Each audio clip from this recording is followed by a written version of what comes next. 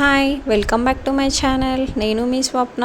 దేవుడికి ఏదైనా నైవేద్యం పెట్టాలన్నా మీకు ఎప్పుడైనా స్వీట్ తినాలనిపించినప్పుడు అయితే ఇలా ఒకసారి సేమియా పాయసం అయితే ట్రై చేసి చూడండి. దానికోసం ముందుగా స్టవ్ ఆన్ చేసి స్టవ్ పై ఒక ప్యాన్ పెట్టి దాంట్లో కొంచెం నెయ్యి వేసి డ్రై ఫ్రూట్స్ని అయితే యాడ్ చేయండి. ఇలా డ్రై ఫ్రూట్స్ వేగిన తర్వాత ఒక ప్లేట్లో పక్కన పెట్టేసేయండి.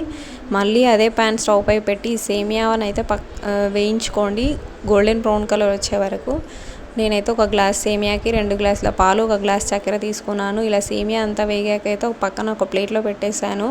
తర్వాత అదే ప్యాన్ స్టవ్ పైన పెట్టి ముందు కాచి చల్లార్చిన పాలను అయితే తీసుకోవాలి. ఇలా పాలు 2-3 నురగలు వచ్చాక సేమియా యాడ్ చేసేయాలి. సేమియా 80% ఉడికింది అనుకున్న తర్వాతే షుగర్ పోయాలి. ముందుగా షుగర్ పోస్తే సేమియా దగ్గరైపోతుంది. అందుకనే సేమియా ఉడికిన తర్వాత షుగర్ యాడ్ చేసుకోవాలి.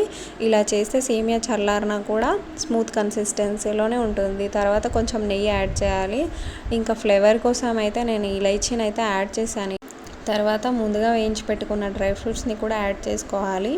ఆ తర్వాత స్టవ్ ఆఫ్ చేసి పక్కన పెట్టేసేయాలి. సర్వింగ్ బౌల్లో సర్వ్ చేసేయాలి. వీడియో నచ్చినట్టయితే do like, share and subscribe to my channel. Thanks for watching. Bye bye.